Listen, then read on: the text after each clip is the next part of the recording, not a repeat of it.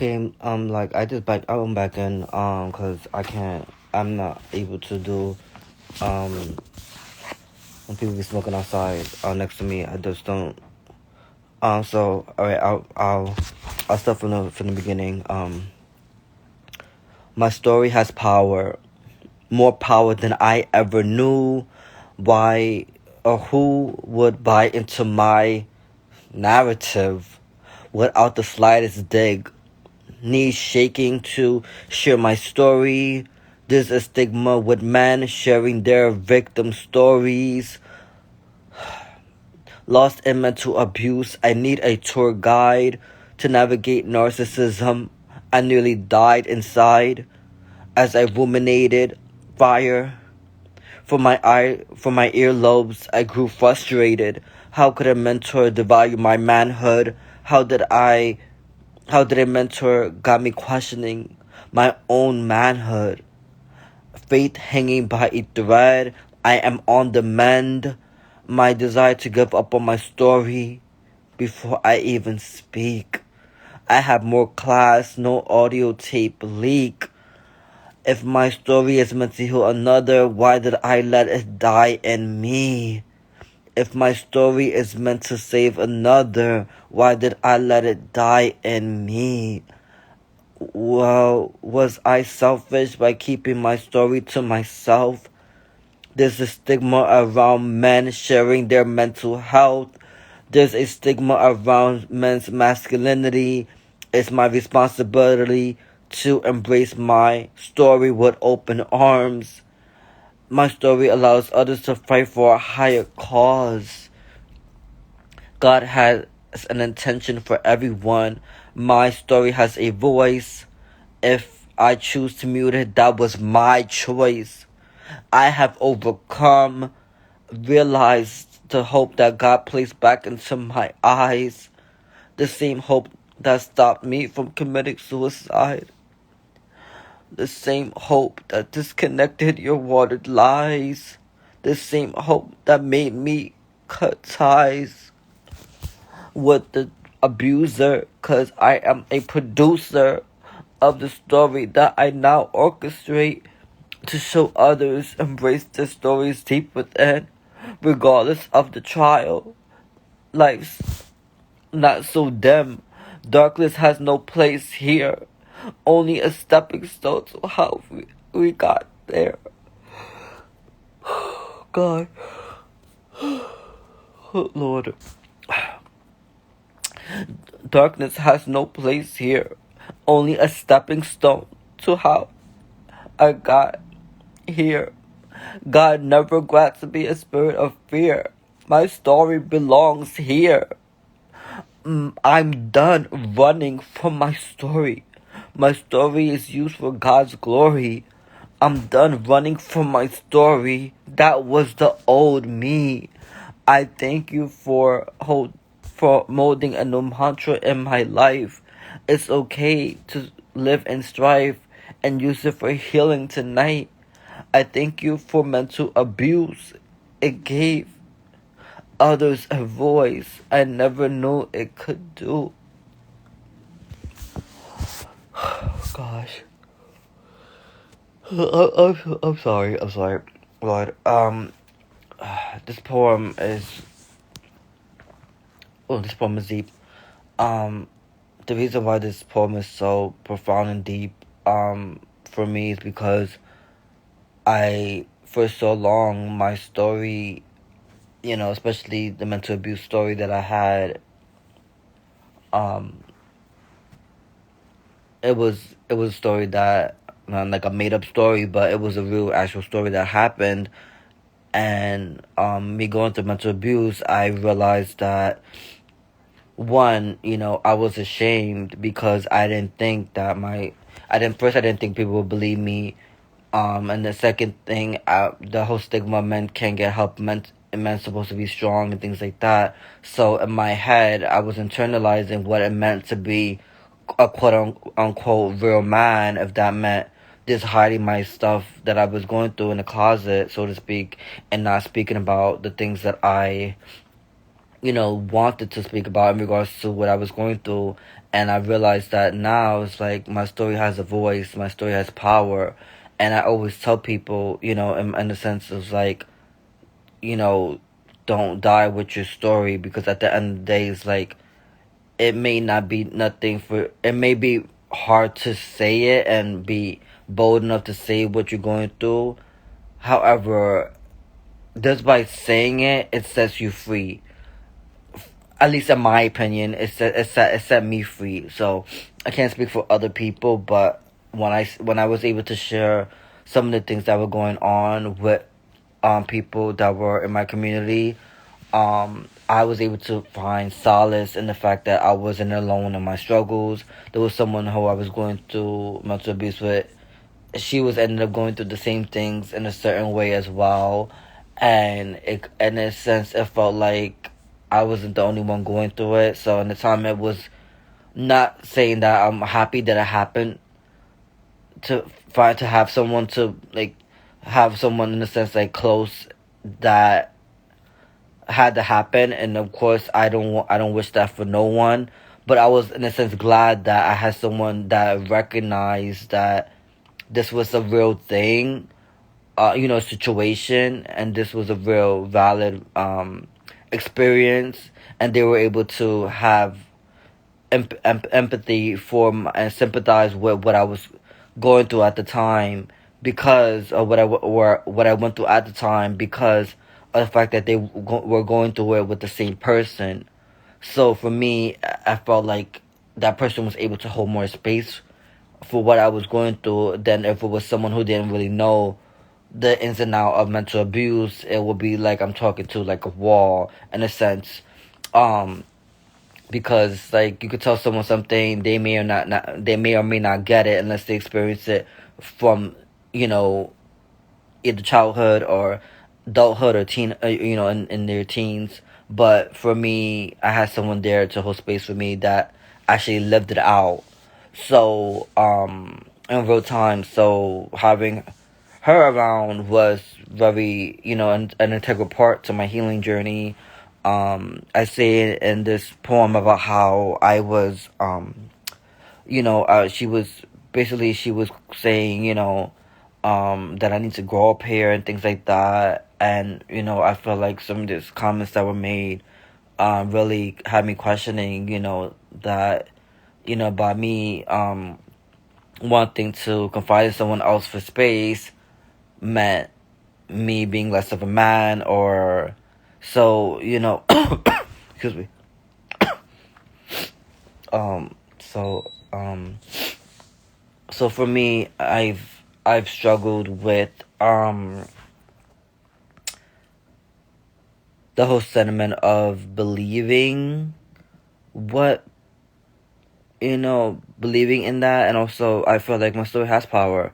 At the end of the day, it's like, if my story is meant to serve someone else, I say that on my music as well, because it's, for me, it's my responsibility as someone who is fighting for mental health, and is fighting for a community, and also to fight for people who have lost their voices, and in hopes that they will be able to gain their voices back by hearing someone like me at the forefront, who's not a celebrity, who's just like, like a human being at the end of the day, status and accolades aside, I'm a human being, with a lived experience. And, I'm like a person in your backyard. I'm like a friend or best friend, if you will, because it's not like it's someone that you see me. If you see me at a gig, like if I with the songs that I put out there, and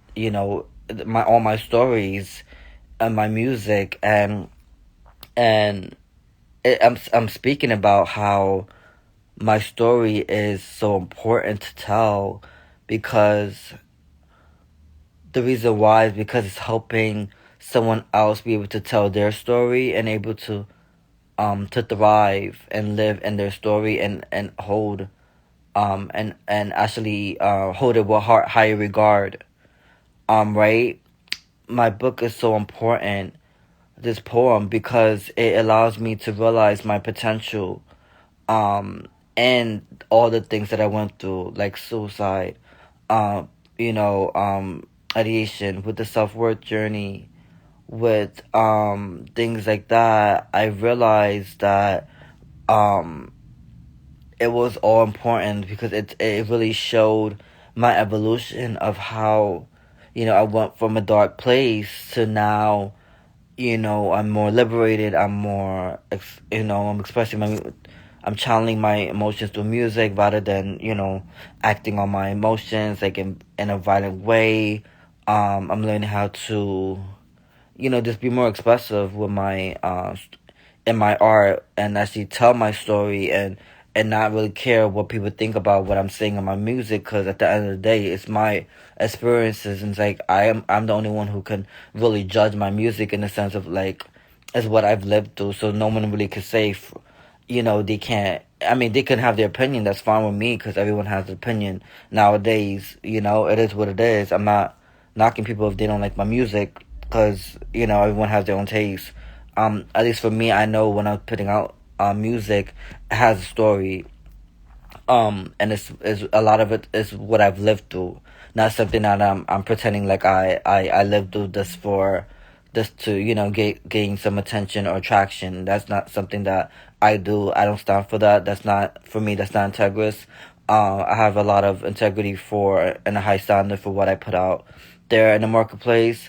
In regards to my music, and it really showcasing all the parts of me, even if it's stuff that I might feel uncomfortable saying.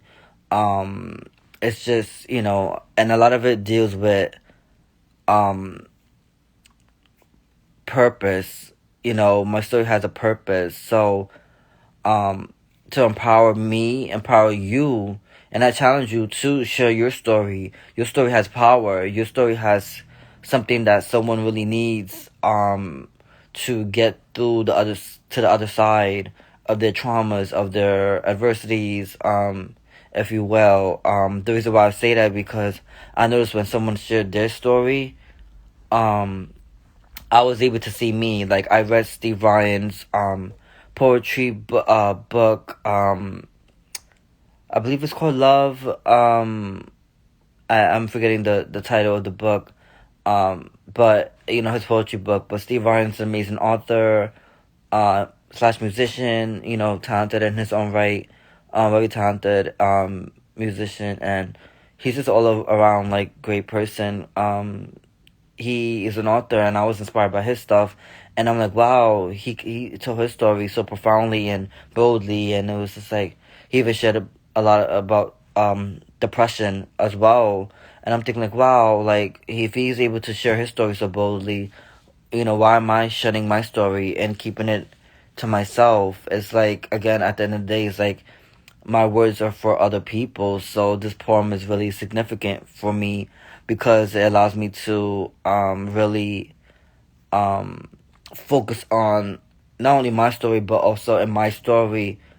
With my intent of sharing my story is to also help someone else, which is the whole reason why I excuse me, decided to name it the poem My Story Has Power.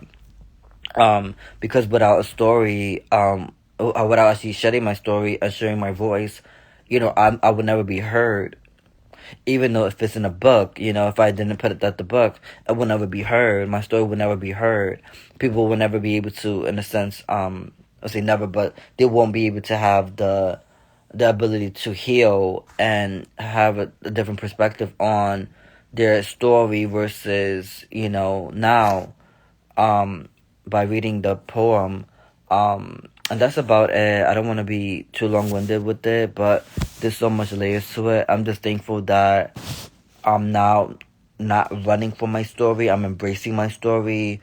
Even like the dark moments, I'm embracing it because at the end of the day, it will serve who it's meant to serve. It's not meant to serve everybody. My music is for a specific demographic and for a specific community, the mental health community in general. Because I've been through struggles with mental health. I have not been diagnosed. However, I've been at my lowest. I've been at my darkest stages. even people in my family knew I was in my darkest stages, that saw me, in the worst, saw me with, you know, slip marks on my arm, saw me near, almost drink pneumonia. It's like I've been through it, and I'm not saying that because for any sympathy or anything, or I realized that life be life, and life is hard. Life is not easy. I just also realized that it gets easier when I decide to take control of my life, to realize that I am the CEO of my life, and um I am I am a king, which means that I will not settle for anything less than I deserve, period. And I will also be the person who is in control of my mental health by reaching out and things like that. That's another topic by itself. But and again, if you want to support the book, it's on my website, um on richvysion.com, or if you want to get the on Amazon, which is fine for me. It just doesn't come with the postcard with the custom bookmark, which is this one, right? I have a choice because my past does not define me, and my business card as well, and also a wristband. If you buy it on my website, I would appreciate if you guys, if you do support. My question to you today is, what story are you leaving? Um, what story are you leaving on the table? There was another way I was thinking in my head, but or what story are you letting die in you? Just honestly blunt like that. What story are you letting die in you that will not only set you free, but somebody else, you know, for in the future that may, you know what I mean? I mean, it's possible. It's very possible that your story, will be able to help someone else, and you won't even know because you didn't share your story. You were too afraid to take the leap. You were too afraid of rejection. You were too afraid of people criticizing you, of your story, or making fun of you and XYZ. It's like people will have their opinion. That's what it is. Everybody has an opinion. Everybody wants to say something. Everybody has a voice. And now that everybody's on social media, everybody feels like their voices need to be heard, which is, and they're all right. People have their say so, and I'm not here to judge what people think or other beliefs, and I'm not saying people need to believe in my story or my books or my book that I just published. I'm not saying that. If you want to support, I do appreciate it. If you're on the fence about it, what I would do is offer you. I'll offer you a on my website if you want to take, subscribe just to check out the three free chapters. Subscribe to my email list and see if it's something that you're like, hey, I'm feeling this is deep, or no, it's not. It might not. It's not for everybody. The book is not for everybody. I know it's not for everybody. There's some deep stuff in the book that I know some people can't handle. Just in general, because self-harm is a part of my mental health journey. It is what it is, and if you can't relate to that, I understand. Or if it's something that triggers you, I understand too. That's the reason why I did mention it on my website too, that there's self-harm graphic content in the book, which is the disclaimer. So if you're hesitant about buying the book, that is totally fine, and that's validated as well. And if you do want to support the book still, you're able to support the book by going on Amazon and also going on my website. This book is only $15 on Amazon and $20 on my website to cover for shipping. But if you're able to support, I appreciate it. I thank you for supporting the book already. And I'm still working on selling the rest of my copies, as well, and promoting it at different gigs. What's going on, brother? Yeah, so I don't want to be long-winded, but I hope you have a great day on purpose. As always, you can always DM me for more information about the book. Thank you.